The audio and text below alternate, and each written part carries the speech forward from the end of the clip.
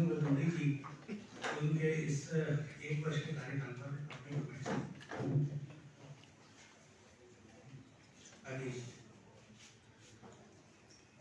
नमस्कार। आप सभी को वसंतोत्सव वसंत पंचमी की सरस्वती पूजा की बहुत बहुत हार्दिक शुभकामनाएं। आज हमारी इस प्रेस वार्ता में उपस्थित विधानसभा में प्रतिपक्ष के नेता माननीय श्री रामवीर सिंह बिधूड़ी जी, हमारे मीडिया रिलेशन विभाग के प्रमुख श्री वीर शंकर कपूर जी, प्रवक्ता आदित्य झा जी और अनिल वर्मा जी, यहाँ उपस्थित सभी मीडिया के बंधुओं, फोटोग्राफर साथियों, भाई और बहनों, जैसा अभी बताया कि आज दिल्ली सरकार, अरविंद केजरीवाल जी की सरकार का 1 साल हुआ है। और जब हम 1 साल के इस सफर की बात करते हैं तो उसमें सिर्फ और सिर्फ नाकामी के सिवा और कुछ नहीं। अगर कोई एक अचीवमेंट की बात करते हैं तो अचीवमेंट में बड़ा 0 आता है। और अगर हम मैथमेटिकल रूप से 0 कहें तो 0 से भी दिल्ली को 0 से भी पीछे ले जाने का काम अरविंद केजरीवाल ने 1 साल में किया है। किसी भी सरकार का एक काम होता है कि वो नागरिकों को सुविधाएं देना, दिल्ली का विकास करना। वो तो बहुत दूर की बात है, लेकिन जिस समय दिल्ली में, देश में, दुनिया में कोविड जैसा संकट आया, उस समय भी आम आदमी पार्टी और दिल्ली के मुख्यमंत्री का एक्ट सब लोगों ने देखा है। वो अक्सर प्रेस कॉन्फ्रेंस करते हुए दिखे थे, उनके नेता बयान देते हुए दिखे थे, लेकिन कहीं भी मदद की बात हो, कहीं दिल्ली वासियों को इस कोविड संकट में आगे बढ़कर उनकी अस्पतालों में मदद की बात हो, उनमें से कोई भी एक काम दिल्ली सरकार ने नहीं किया। सरकार का जो मुख्य जिम्मेदारी होती है कि ऐसे संकट के समय में उनको सहायता पहुंचाए, उनको स्वास्थ्य सुविधाएं दे। और शायद ये बात मैं एक राजनीतिक दल के प्रमुख होने के नाते, विपक्षी दल के प्रमुख होने के नाते कह रहा हूं, ये बात कोर्ट ने, माननीय अदालत ने भी उनको 3-3, 4-4 बार फटकार लगाई कि दिल्ली के अंदर जो स्वास्थ्य व्यवस्थाएं हैं वो सुधरनी चाहिए, यहाँ पर टेस्टिंग होनी चाहिए, यहाँ पर अस्पतालों में मरीजों का इलाज होना चाहिए, यहाँ पर अस्पतालों में मरीजों को बेड्स की संख्या चाहिए, आईसीयू बेड चाहिए, ऑक्सीजन सिलेंडर चाहिए। वो सारी व्यवस्थाओं पर 1 बार, 2 बार, 3 बार, 4 बार कोर्ट ने फटकार लगाई। मुझे ध्यान है वो दिन भी, आपको भी ध्यान होगा, जब दिल्ली के उप मुख्यमंत्री, जो सरकार का काम है लोगों की मदद करके ढांढस बनाना, उस समय उप मुख्यमंत्री जी बाहर आके वो कह रहे थे कि आप दिल्ली वालों को इतना भयभीत कर रहे थे कि कोरोना का संकट और कहर इतना बढ़ने वाला है कि आने वाले 30 सितंबर को दिल्ली के अंदर 5 लाख केस हो जाएंगे। आप सोचिए, मुझे ध्यान है, मेरे पास एक वो तारीख हमें याद है कि किस तारीख को अरविंद केजरीवाल ने क्या कहा था, किस तारीख को उनके मंत्री सत्येंद्र जैन ने क्या कहा था, किस तारीख को उनके मंत्री उप मुख्यमंत्री मनीष सिसोदिया ने क्या कहा था। और उसके बाद दिल्ली में जो भय का वातावरण हुआ वो सब लोगों ने देखा, वो भय का मंजर देखा कि जब दिल्ली से लोग भागना शुरू हो गए, दिल्ली से पलायन शुरू हो गया था और उस पलायन में इनकी भूमिका थी, आम आदमी पार्टी की भूमिका थी। इन्होंने अफवाहों का उस समय बाजार गर्म किया जिससे दिल्ली से लोग भागने लगे और उस समय भी अगर कोई आगे मदद के लिए आए थे तो केंद्र सरकार आई थी और भारतीय जनता पार्टी के कार्यकर्ता आए थे। जब सरकार का काम था लोगों को ढांढस बनाना, लोगों की मदद करना, कोरोना संकट कोई एक किसी देश में एक प्रदेश में संकट नहीं था, पूरे विश्व का संकट था और इसको बहुत अच्छी तरीके से सूझबूझ तरीके से केंद्र सरकार प्रधानमंत्री नरेंद्र मोदी जी के नेतृत्व में उसको देख रहे थे। लेकिन दिल्ली सरकार अपने पार्ट पर क्या रोल प्ले कर रही थी ये सभी दिल्ली वासियों ने, देशवासियों ने देखा है। मुझे ध्यान है सबसे पहले ऑल पार्टी मीटिंग गृह मंत्री अमित शाह जी ने बुलाई थी। मुख्यमंत्री जी को तो याद भी नहीं आया था कि हमें ऑल पार्टी मीटिंग भी बुलानी है, जनता के सहयोग के लिए आगे कदम बढ़ाना है। वो तो एक कमरे में बैठकर अपने बंगले में बैठकर रोज प्रेस कॉन्फ्रेंस करते थे कि हम फला दिन 30,000 बेड की व्यवस्था कर देंगे, क्योंकि जो नियत है और नीति है वो सिर्फ और सिर्फ बयानबाजी है, सिर्फ प्रचार है, सिर्फ अपनी बातें कहना, उसका इम्प्लीमेंटेशन हो रहा है नहीं हो रहा है, उसका जमीन पर कुछ क्रियान्वयन हो रहा है नहीं हो रहा है, ये आज तक इस सरकार ने सोचा नहीं है। क्योंकि वो जिस कारण से और जिस अपनी क्वालिटी की वजह से आए हैं वो है सिर्फ प्रचार प्रचार प्रचार। और शायद इसीलिए आज दिल्ली के लोग अपने आप को बहुत ठगा हुआ महसूस कर रहे हैं। मुझे ध्यान है कल का दिन था, कल परसों का दिन था, रविवार को शादीपुर फ्लाईओवर के भारतीय जनता पार्टी के नेता प्रोफेसर विजय कुमार मल्होत्रा जी के नेतृत्व में दिल्ली के अंदर पहला फ्लाईओवर भारतीय जनता पार्टी के ओर से प्रोफेसर विजय कुमार मल्होत्रा जी जब मुख्यमंत्री थे तो पहला फ्लाईओवर दिया था। उस समय देश की प्रधानमंत्री स्वर्गीय इंदिरा गांधी जी थी और वो पूरे विदेशों में जाकर उस फ्लाईओवर की तारीफ करती थी कि दिल्ली के अंदर इंफ्रास्ट्रक्चर बिल्डिंग का काम शुरू हो गया है और फ्लाईओवर बनना शुरू हो गया। और दिल्ली के लोगों को ये भी ध्यान है कि जब मदन लाल खुराना जी मुख्यमंत्री थे तो दिल्ली में मेट्रो लाने का काम हुआ था। डॉक्टर साहब सिंह वर्मा जब मुख्यमंत्री थे तो दिल्ली के अंदर नए कॉलेजेस बनाने का काम शुरू हुआ था और दिल्ली के अंदर विकास की एक नई इबारत लिखी गई थी। दिल्ली के अंदर इंफ्रास्ट्रक्चर का जाल बिछ गया था जब पूरे देश के दिल्ली के अंदर भारतीय जनता पार्टी की सरकार थी।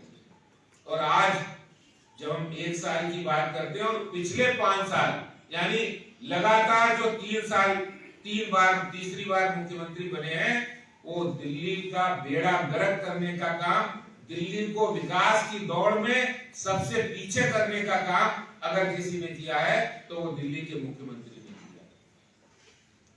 विकास की तो बात बहुत भूल जाए हम, लेकिन अगर हम दूसरी तरफ करें तो दिल्ली को अराजकता की आग में, दिल्ली को दंगों की आग में किसने झोंका? और एक नहीं, एक चोरी और ऊपर से सीना चोरी। पहले आप कहो आपकी पार्टी के लोगों ने, आपकी पार्टी के नेताओं ने दिल्ली में दंगों का षड्यंत्र रचा, उसमें आम आदमी पार्टी के नेता इन्वॉल्व थे और उन्होंने दंगों का षड्यंत्र रचा और उनके साथ भी खड़े हुए।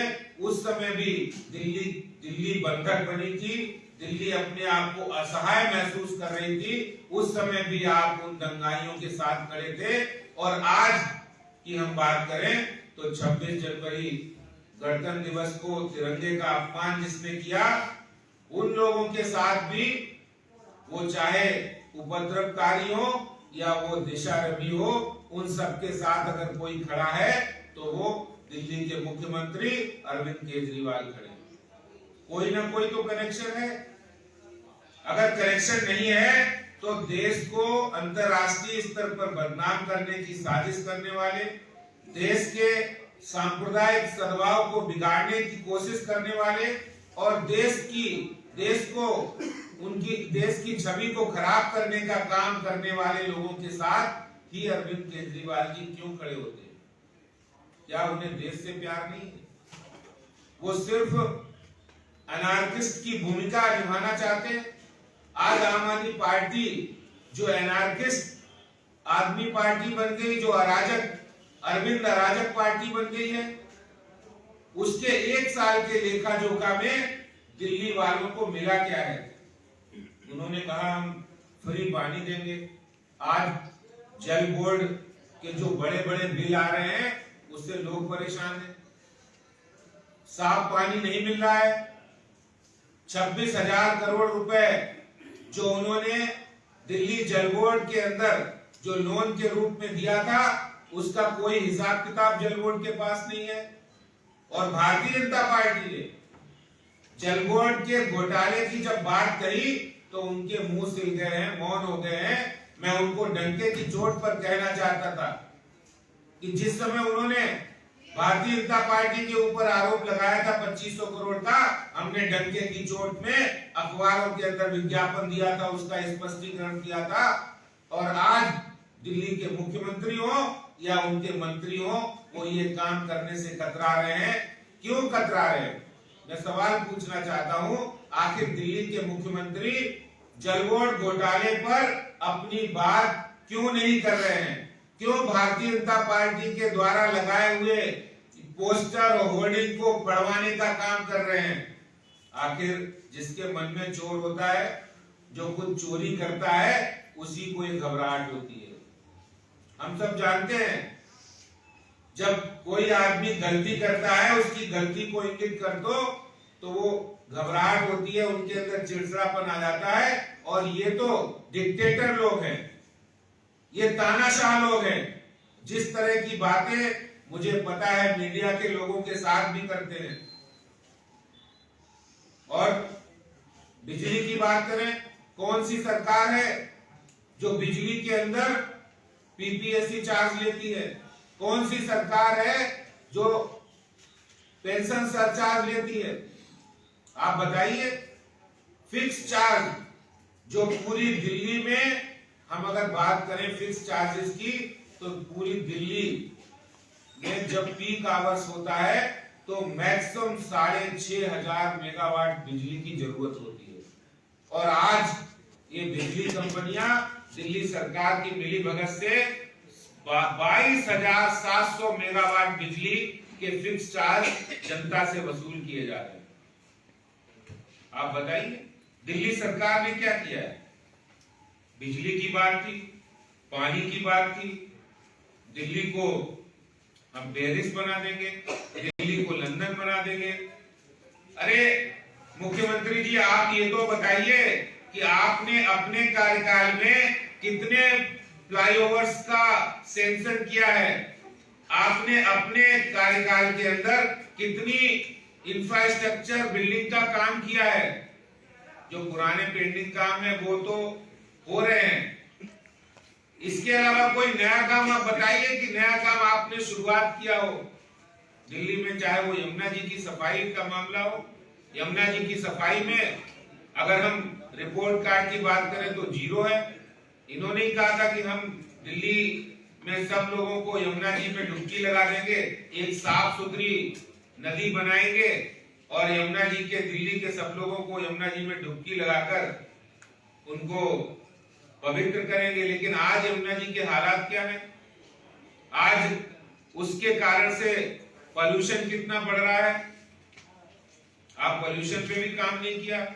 आपने पॉल्यूशन पर जो 24 घोषणाएं की थी 2018 में, उन घोषणाओं में एक भी घोषणा पर अमल हुआ तो बताइए आप। आपने कहा था 1000 इलेक्ट्रिक बसें आएंगी, आपने कहा था कि 6 करोड़ पौधे लगेंगे, आपने कहा था लास्ट मील कनेक्टिविटी होगी, आपने कहा था कि सोलर पैनल, सोलर एक्टिविटी बढ़ेगी। लेकिन कोई भी तो काम बताइए। जो इतने बड़े बड़े एडवर्टीजमेंट दिए हैं, अरे दिल्ली की जनता की टैक्स की कमाई का बेजा इस्तेमाल बंद कीजिए। सही मायने में जो दिल्ली की जनता को जरूरत है काम करिए। आप कह रहे हैं जहां झुग्गी वही मकान, ये कहते हुए उन्हें शर्म नहीं आ रही है। ये जहां झुग्गी वही मकान, ये प्रधानमंत्री मोदी जी की योजना है और प्रधानमंत्री जी की इस योजना को पूरे 3 साल रोक कर रखने का काम जिसने किया था वो अरविंद केजरीवाल है और आज अखबारों में विज्ञापन दे रहे हैं।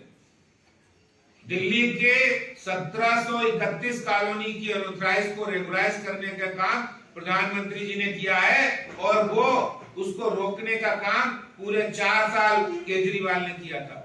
तब जाके डीडीए के हाथ में वो काम देकर केंद्र सरकार की ओर से वो काम हुआ था। प्रधानमंत्री आवास योजना को इन्होंने दिल्ली में रोका, प्रधानमंत्री आयुष्मान योजना को दिल्ली में रोक के रखा। आखिर गरीबों का इलाज अगर केंद्र सरकार कर रही है तो आपको क्या ऐतराज है? ये काम जो गरीबों के, जो जनता के हित के काम थे, उन कामों को रोककर सिर्फ और सिर्फ दिल्ली के अंदर अराजकता फैलाना, दंगे करना। जो लोग दंगे करते हैं, जो अराजकता फैलाते हैं, उनको ट्यूट करने के लिए आपके पास समय ही समय है। उनके लिए आप कहीं भी चले जाओगे, उनके लिए आप झारखंड चले जाओगे, उनके लिए आपको दिशा रवि भी दिख जाएगी। और एक रिंकू शर्मा अगर हमारा दिल्ली का बेटा मरता है 5 किलोमीटर दूर, तो वहां आपको जाने की फुर्सत नहीं है। ये कौन सी दिल्ली आप देना चाहते हो?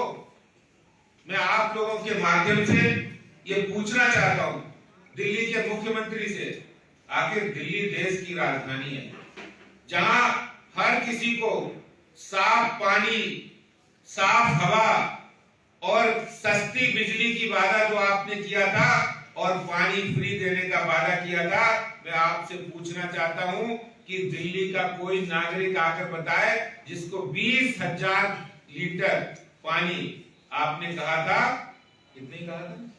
20,000 लीटर पानी फ्री देंगे। इनके जो बिल हैं वो 20,000 से पहले ही बंद हो जाते हैं। या तो 22,000 लीटर का पानी का बिल आएगा या 21,000 का आएगा, 20,000 वो होते ही नहीं कभी पूरा।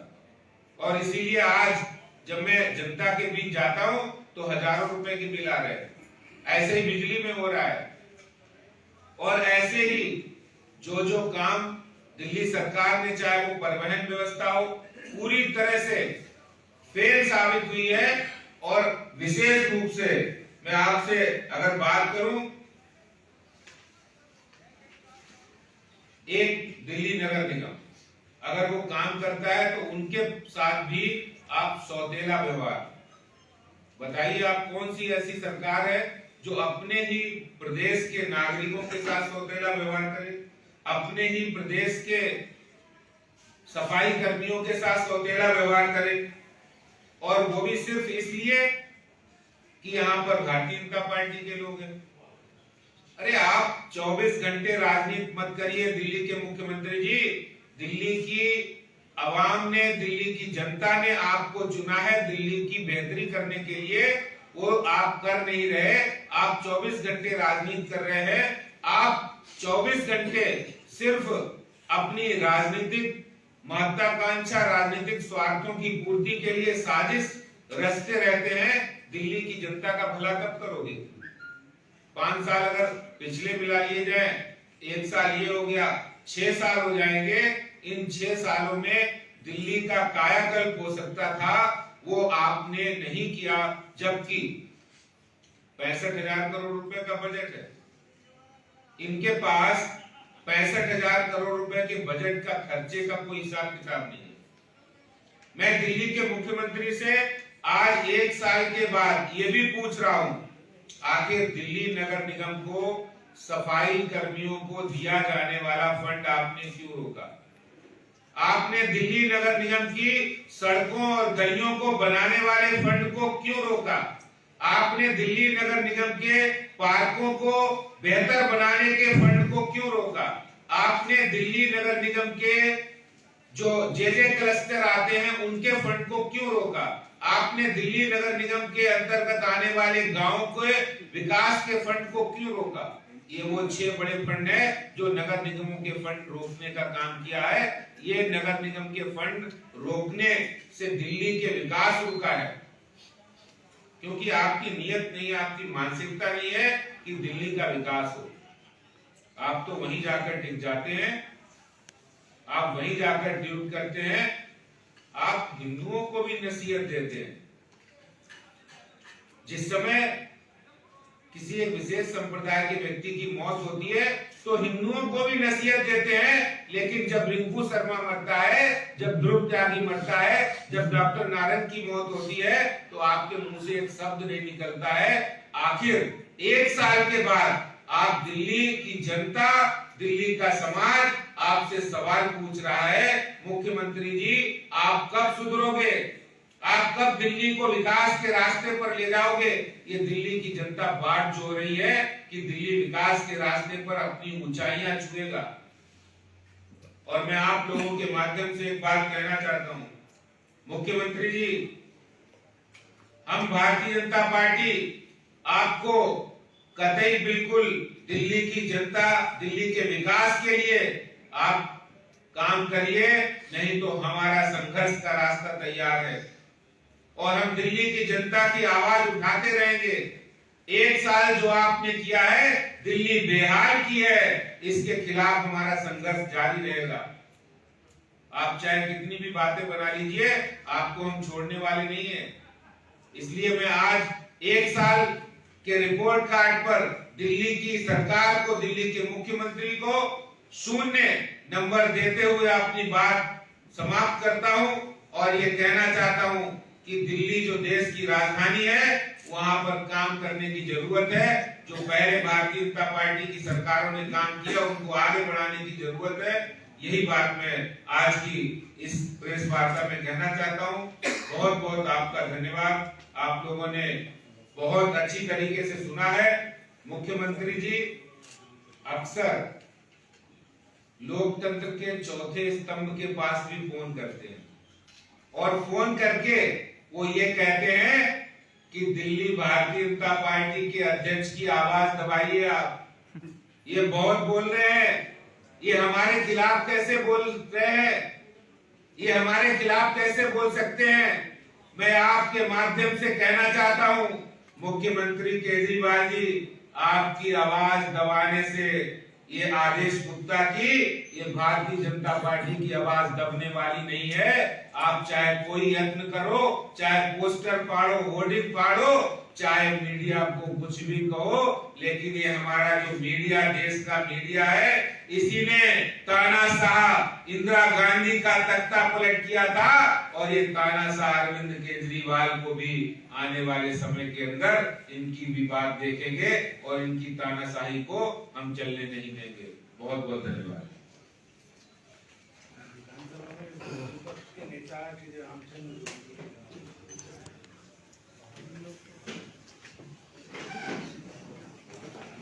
दिल्ली प्रदेश भाजपा के सम्मानित अध्यक्ष आदरणीय श्री आदेश गुप्ता जी, दिल्ली प्रदेश भाजपा में जो मीडिया का कार्य देख रहे हैं हमारे कपूर जी, वर्मा जी, झा जी, इस प्रेस वार्ता में सम्मिलित हुए सभी सम्मानित साथियों, आदरणीय अध्यक्ष जी ने अरविंद केजरीवाल की सरकार की 1 साल की जो परफॉर्मेंस रही है उस पर चर्चा की है। मैं अध्यक्ष जी आपकी अनुमति से अरविंद केजरीवाल की सरकार की 6 साल की जो परफॉर्मेंस है, मैं तो आज उस पर आप सभी के साथ चर्चा करना चाहता हूं। जहां तक ट्रांसपोर्ट की बात अध्यक्ष जी ने कही है, दिल्ली के मुख्यमंत्री अरविंद केजरीवाल जी पिछले 6 सालों से कह रहे हैं कि हम दिल्ली की सड़कों पर 11,000 डीटीसी की बसें उतारेंगे। वो 6 साल में एक भी डीटीसी की बस नहीं खरीद पाए। अरविंद केजरीवाल जी ने कहा कि हमारे मुख्यमंत्री बनने के बाद मेट्रो का जो काम है वो समय पर होगा। जो 4th फेज 2017 में पूरा हो जाना चाहिए था वो अभी शुरू हुआ है। मेट्रो उसका कार्य इनके मुख्यमंत्री रहते हुए डिले हुआ है। तीसरी बात है पॉल्यूशन की। बहुत सारे दुनिया भर के एक्सपर्ट्स ने कहा है कि दिल्ली जो है, जो हिंदुस्तान की राजधानी है और दुनिया में जितनी भी जिन देशों की जो भी राजधानियां हैं, सबसे ज्यादा पॉल्यूटेड राजधानी दिल्ली है। दिल्ली दुनिया की सबसे मोस्ट पॉल्यूटेड सिटी घोषित कर दी गई। ये अरविंद केजरीवाल के मुख्यमंत्री रहते हुए हुआ है। चौथी बात, अध्यक्ष जी ने कोरोना के बारे में आपको बताया। कोरोना ने 2 बार दिल्ली के लोगों के ऊपर हमला किया और दोनों बार भारत के माननीय प्रधानमंत्री श्री नरेंद्र मोदी जी के मार्गदर्शन में दिल्ली के गृह मंत्री जी ने अपने हाथ में इसकी बागडोर ली और कोरोना महामारी के ऊपर काबू पाया गया। नए नए हॉस्पिटल्स भी खोले गए। पैरामिलिट्री फोर्सेस के जो हमारे मेडिकल स्टाफ है उनको भी बुलाया गया और जो प्राइवेट हॉस्पिटल्स में लूट हो रही थी उसको भी उन्होंने बंद करवाया। और दिल्ली सरकार को चाहे वो पीपी किट हो, चाहे जो भी कोरोना महामारी को रोकने के लिए जिन चीजों की जरूरत थी वो मोदी जी की सरकार ने उपलब्ध कराई। पानी की बात आदरणीय अध्यक्ष जी ने आपके सामने कही है। 2015 से आप भी सुन रहे, मैं भी सुन रहा हूं कि अरविंद केजरीवाल जी कह रहे हैं कि हम दिल्ली को 24 घंटे क्लीन वाटर देंगे। आज दिल्ली की 30% आबादी को पीने का पानी नहीं मिल रहा है। या तो डीप बोर हैंडपंप से पानी ले रहे हैं या टैंकर्स का पानी जा रहा है। ये हालत है आज दिल्ली की पीने के पानी के मामले में। शिक्षा की जहां तक बात है अध्यक्ष जी, अरविंद केजरीवाल पिछले 6 सालों में, मैं लीडर को पोजीशन पर बहुत जिम्मेवारी के साथ कह रहा हूं कि वो दिल्ली में बता दे कि उन्होंने एक भी सीनियर सेकेंडरी स्कूल खोला हो। आज दिल्ली के अंदर 30,000 हमारे टीचर्स की कमी है, वाइस प्रिंसिपल और प्रिंसिपल्स की कमी है। इसके साथ साथ वो बताएं कि दिल्ली में उन्होंने दर्जनों कॉलेज खोलने की बात कही थी। श्री मदन लाल खुराना जब चीफ मिनिस्टर थे, जब श्री साहिब सिंह वर्मा चीफ मिनिस्टर थे, तो दिल्ली में 12 कॉलेज खुले।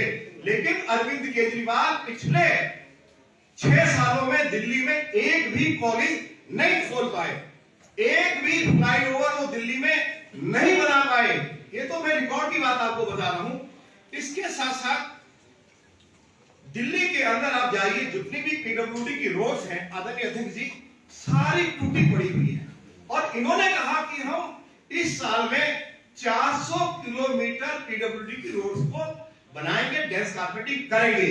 वो बताएंगे उन्होंने दिल्ली के अंदर किसी एक सिंगल रोड को उन्होंने डेंस कारपेटिंग की हो। और मैं आपको बता दूं कि जो PM25 है, जब सड़कें अगर हमारी टूटेंगी तो गड्ढे हैं जो इससे डस्ट उड़ती है, तो PM25 सबसे ज्यादा ये जो धूल है यही जनरेट करती है। तो सारी पीडब्ल्यूडी की रोड टूटी पड़ी हुई है। इसके साथ साथ जहां तक बिजली की बात है, अध्यक्ष जी ने उसके बारे में आपको विस्तार से बताया है। आज दिल्ली में सबसे ज्यादा महंगी बिजली के उपभोक्ताओं को मिल रही है। 8 रुपए पर यूनिट से लेके, और जो हमारे कमर्शियल और इंडस्ट्रियल जिनके पास बिजली के कनेक्शन है उनको 13 रुपए 14 रुपए पर यूनिट मिल रही है। और 125 रुपए से लेकर 270 रुपए तक पर kilowatt per month fix charge दिया जा रहा है। और भी हैरानी की बात है कि दिल्ली में जो बिजली जो कंपनियां हैं, इनके जो कर्मचारी हैं, इनको जो पेंशन दी जाती है वो भी बिजली उपभोक्ता से ली जाती है। और इनके कर्मचारियों को, अधिकारियों को जो 700 यूनिट मुफ्त बिजली दी जाती है वो भी आपकी जेब से ली जाती है। ये दिल्ली में बिजली की हालत है। इसके साथ साथ इन्होंने ये भी कहा कि हम झुग्गी वासियों को झुग्गी जो पक्के फ्लैट देकर उनको बसाएंगे। दिल्ली के अंदर अरविंद केजरीवाल एक भी झुग्गीवासी को पक्का मकान देकर नहीं बसा पाए। अब नरेंद्र मोदी जी की सरकार जहां झुकी वही मकान, आदरणीय अध्यक्ष जी लंबे समय से हमारे यूडी मिनिस्टर हरदीप सिंह पुरी जी के पीछे पड़े हुए थे। अब 10,000 जो फ्लैट्स तैयार हो रहे हैं, तो वो जहां झुकी वही मकान जो प्रधानमंत्री जी की योजना है उसके तहत वो अप्रैल मई में वो झुग्गी वासियों को वो फ्लैट्स दिए जाएंगे। ये जानकारी भी मैं आपको देना चाहता हूं।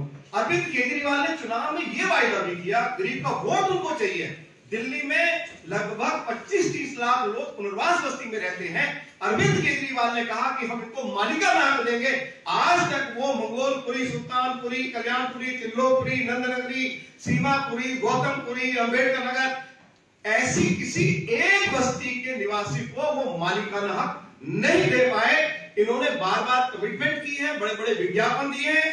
इसके साथ साथ किसानों के साथ जो उन्होंने दिल्ली में वायदा किया, हम गांव का लाल डोरा बढ़ाएंगे, या किसान का जो गेहूं है, जो चावल है, उसको 2612 रुपया पर क्विंटल खरीदेंगे, धान को 27 रुपए पर क्विंटल खरीदेंगे। अरविंद केजरीवाल की सरकार जो है दिल्ली के अंदर 1400 रुपया 1500 रुपए पर क्विंटल के हिसाब से गेहूं खरीद रही है, और धान भी लगभग इसी कीमत पर वो किसान से खरीद रहे हैं। तो किसान के साथ भी उन्होंने धोखा किया है।